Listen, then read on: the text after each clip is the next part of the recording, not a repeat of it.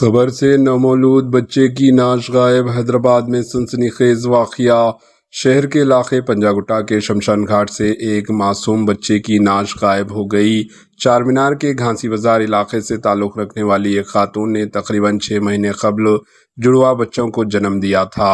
دونوں بچے بیمار تھے اور ان کا علاج بنجارہ ہلز کے ایک کارپوریٹ ہسپتال میں کیا جا رہا تھا۔ ان میں سے ایک معصوم کی ہفتے کے روز موت ہو گئی۔ خاندان کے افراد نے اتوار کے روز اس بچے کی نعش کو بنجارہ ہلز روڈ نمبر 3 پر واقع پنجاگٹا شمشان گھاٹ میں دفن کر دیا۔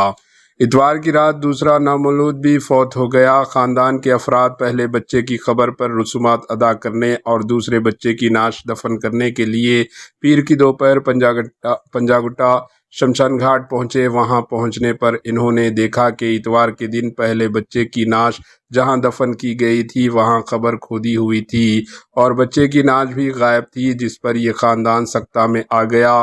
متاثرہ خاندان کی شکایت پر بنجارہ ہلز پولیس نے کیس درج کر کے واقعے کی تحقیقات شروع کر دی۔